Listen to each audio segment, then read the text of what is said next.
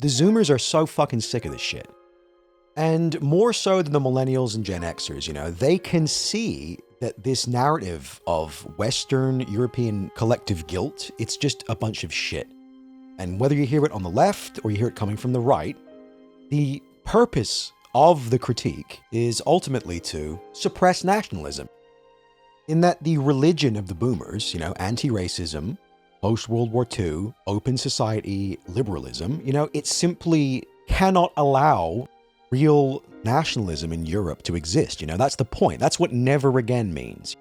Never again can we allow nationalism to take root in Europe, right? That's the worst thing that could ever happen. And, the Zoomers are listening to this. They've been raised in this anti-European, anti-white milieu, and they are asking the questions, well, why? Why is nationalism so bad? Because you look around and you see the multicultural stew that is the US and the UK, with these different racial and ethnic groups competing and organizing politically. And yet we're being told that for a white European to do the same is like Nazism or something.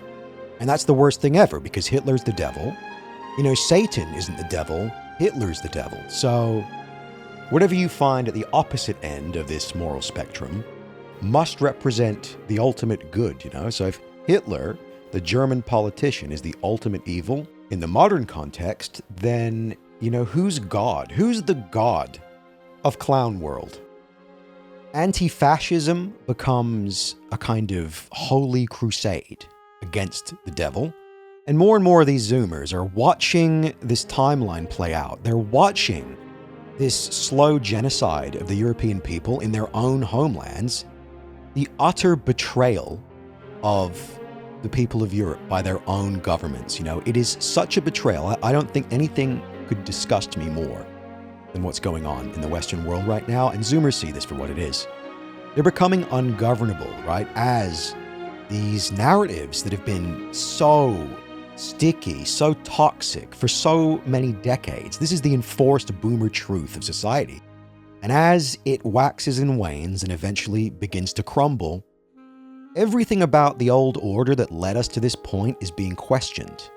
With regime gatekeepers like Piers Morgan literally humiliated on their own shows, the argument against European nationalism has become so flimsy and so spiteful and transparently genocidal that, the Zoomers have just had enough. They're just going to call you out. Oh, your mom died in the Holly?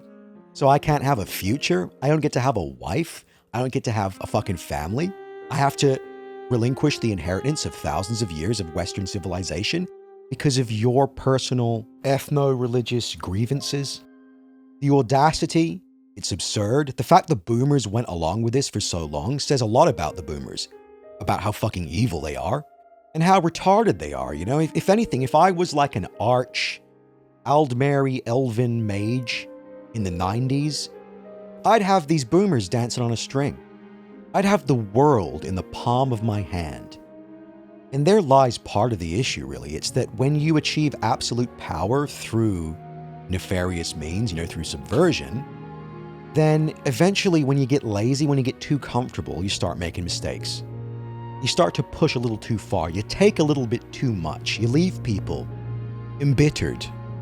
And this has been compounding over multiple generations. So, when you get to the Zoomers, you get to a generation of men who know that they have no future. They know that their future was sold years ago, out from under them. And they're being told, oh yeah, if you complain, then you're a fucking bad person. And this kind of gaslighting one-shotted millennials for the most part. We've been described recently as the lost generation. There was just this article released from Compact Magazine, which was a massive expose on DEI, hiring practices, anti-white corporate culture. And usually these kind of articles don't really get much traction, but this is from a mainstream publication. It's forcing a lot of these mainstream goon journalists to defend the existence of these DEI policies at a fundamental level. It's like, oh, so the reason why we have this culture in the West is to hold down and punish white men. And then you go, well, why? And you get a lot of, well, that's just the way it is. Well, it's not as bad as you think. Well, it's not really happening. Oh, yes, it was happening, but that's a good thing. You get the usual obfuscation. But the Zoomers are sitting here going, That's not a good enough reason. Your weird, neurotic, Judaized brain that hates white people, that's not a good enough reason to discriminate against an entire race of men ruining their lives in their own societies. And they go, but you can't ask these questions. It's racist, it's bigoted, it's blah, blah, blah. And it's like, sorry, the thought kill doesn't work anymore. This is the new era we've entered where these kinds of post-World War II shibboleths have completely lost their power, and they don't work anymore as intended, which is to shut down the conversation. So suddenly, a new generation of young men is looking back at their own history. They're looking back at the values and the morality of their parents critically as they struggle, as they despair for the future, as they live as men among the ruins of a once great civilization. And they ask the question, well, what the fuck was the point of all this? If the ultimate fruit of anti-racism and anti-fascism and the suppression of European nationalism is that Europe and the world is destroyed, then what the fuck are we doing here? What's the point of all this? Maybe you can go fuck yourself next time you try and guilt trip me for the audacity of wanting my culture and people to continue to exist into the future. I would not deny that to any people in the world. It would be a tragedy to watch the Japanese people replaced in their country and their culture destroyed and pissed on over blood libel, over lies. Nothing could be more evil than something like that. And that is what is happening to us. Normal European men that want families and want to be able to have a future. So I'm on their side. Anyone that's on the globalist side, you're a piece of shit traitor. This is the sentiment that's fast becoming ubiquitous among the Zoomer male contingent. These are men with really nothing to lose because they haven't built careers. They were shut out from day one. They weren't allowed to follow their dreams. They weren't allowed to become the next generation of video game developers and bring their own ideas and perspectives into the wider cultural conversation. They were shut out and spat upon for no other reason than they are racially European. This is just an insane dynamic to exist in for as long as we have. The circus is now on fire, and the people that should be putting out the flames are standing around looking left and right and going, I don't know, what's going on? Zoomers are Nazis, and 11-year-old boys in the UK need to be subjected to feminist indoctrination training now. It's like, burn it all down. Burn it all down, and don't just burn it down. Hold the people that created this system accountable. Because the alternative is way worse. Accountability restores order. Seeing these Bolshevik freaks punished in some tangible way for destroying not only our lives, but our entire society and our future, will be part of the reconciliation of the West if it ever happens, but it's absolutely necessary. The backlash is inevitable. If I was a fucking sniveling regime apparatchik with a long internet history of activism and being a complete faggot, I would be sweating right now because, all the evidence is there. We know who did this to us. And now that these psychic chains of guilt are beginning to loosen and, the European people are beginning to develop a consciousness, like a group consciousness. Again, we were sold a lie, we got scammed, and now everybody knows it. Now we've kind of begun to wake up, and there's no debate to be had. The people that are trying to defend DEI discrimination, they have no argument. They got too comfortable just mashing that jackboot against our faces decade after decade. Well, the boomers sat in deck chairs and went, that's not my problem.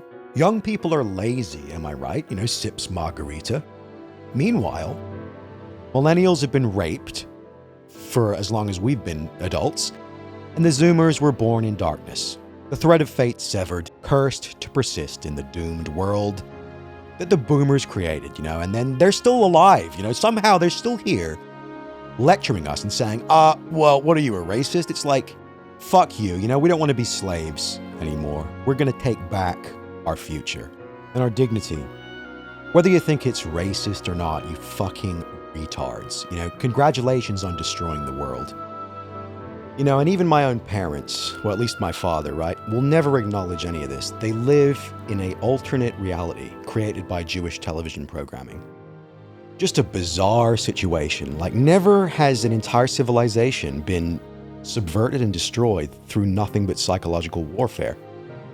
But that's really what happened. That is the power of media. And it's why we find in the West our media is so tightly controlled, and it's why they keep remaking things. They are trying to create this synthetic mythology for the younger generations that continues the post-World War II propaganda, right? It's like, it gets tiring after 80 years, and yet we need more shows about Nazi hunters. We need more video games about how white men are the biggest villains in history. This is the Judeo-boomer truth that must be continuously reinforced decade after decade via media and entertainment and academia and all these captured institutions that should be working in service of the public good. They are exposed, finally, as what they really are, instruments of European genocide. That's what Gamergate was really about. They destroyed video games because that was a little bit of culture that kept the young white kid from falling completely into despair. That's how much they hate that kid for being white, And that kid is all of us. Every chud used to be that kid. This blatantly evil and discriminatory corporate DEI culture has been reinforced and encouraged and funded at every level. Well, now things are starting to shift. The funding's drying up. The people are waking up. The emperor has no clothes. And does anybody have sympathy for these people whose life's purpose was to, at best, nip in the bud every authentic creative impulse that a young white man might have to make something cool or archetypal or based for the entire world to enjoy? You know how we used to do it? You look at the remake culture in video games. You look at the recently announced Halo Combat Remade or whatever, Campaign Evolved, right? This is a remake of the Halo 1 campaign for a modern audience, and it's already being poorly received by the Halo community. People aren't looking for more hyper-realistic graphics and butchered art design and atmosphere, any problematic themes or content potentially removed. There is no appetite to see Halo remade in Unreal Engine by gay communists, in 2026 or whatever. It's TikTok for 343 Industries. It's TikTok for a lot of these media professionals in general. It's TikTok for Zionist influencers. It's TikTok for the entire myth of the 20th century, as mass society itself approaches what they call a preference cascade. It's a tipping point where slowly but surely the world will come to accept and internalize the fact that the Gamergaters were right all along. That original team at Bungie, they really represent what I loved about that era of the industry. You have passionate, talented young nerds who are willing to work overtime and pour blood, sweat, and tears into a product that they are proud of, and as gamers, they would love to play. And for my generation, Halo made a huge impact. It was the most competently made console FPS of the time. Marty O'Donnell's absolutely stellar soundtrack.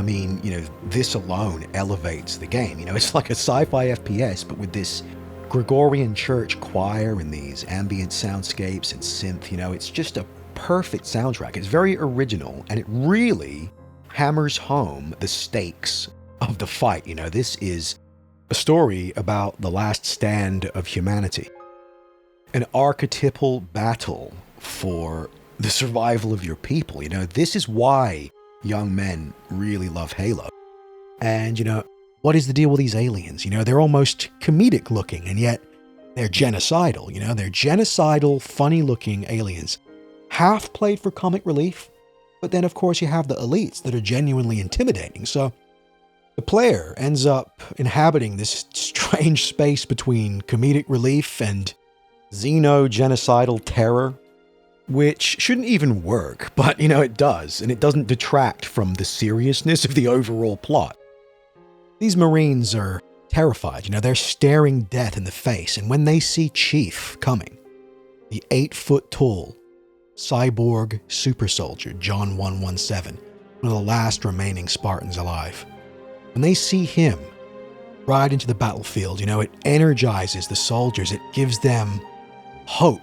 That's what Master Chief represents. He's almost a Christ-like video game protagonist, and that he represents hope and the indomitable spirit of humanity.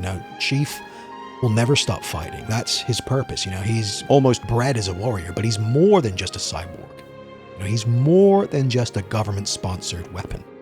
Although he may be perceived as such by a lot of the brass and the higher-ups in the UNSC, amongst the common grunts, the infantry and the Marines, he is revered as a savior of mankind. Uniquely heroic, even when compared to other Spartans, and feared by the Covenant so much so that he ends up having a demoralizing effect on the aliens. They call him Demon, because he represents, to them and on some religious level, a spirit of vengeance and destruction, because of course John 117 leaves no aliens alive in his wake. It doesn't matter why they want humanity exterminated. What matters is that they are stopped. What matters is that they are resisted with the full force and spirit of humanity. It's like, no, we're not going to roll over. We're not going to black pill. We are going to fight to the last man. That's what Halo is actually about. And, I thought it was kind of a bad decision in Halo 2 to give the aliens more backstory, to have their dialogue be translated into English. You have Terrence Stamp voicing the Prophet. You got Keith David as the Arbiter. I like Halo 1, where the aliens are aliens. And not like E.T., a cute little benevolent alien. These are hostile, organized, militaristic aliens. And if we don't stop them, we're toast. That is the type of political reality that these woke developers at 343 are scared of. They don't want to go there. They don't like that aspect of Halo because it's too real, too contrary to the backwards Bolshevik morality of what is in essence a covenant in our world, right? A covenant of anti-white political groups and actors and activists. They can barely agree on anything. But one thing they do agree on is the necessity for total erasure of quote-unquote white culture, whiteness, white supremacy, the anti-white sickos making Halo right now. The absurdity of it all is that they're worse than the Covenant. At least the Covenant fought humanity head on. They put their cards on the table. They declared their intentions openly. The woke Covenant IRL, they want the same thing for the European people, total annihilation. But they lie about it. They obfuscate their intentions. They try and mindfuck people. They try and lead people into ruin. They try and trick people. They have to utilize a level of deception that is truly sickening. It's far more evil than even the evil coalition of alien fucking genociders, At least they were honest about it. Whereas we've been boiled slowly, decade after decade, generation after generation, since 1945, effectively gaslit into committing civilizational suicide. And now everyone knows who's responsible. There are people who are still trying to lecture us, telling us that, it's immoral for the European people to exist into the future. It is immoral to create a world that isn't hostile to white children. It's like, fuck you, you disgusting sicko. I think it's time for RB and the Chief to glass Israel.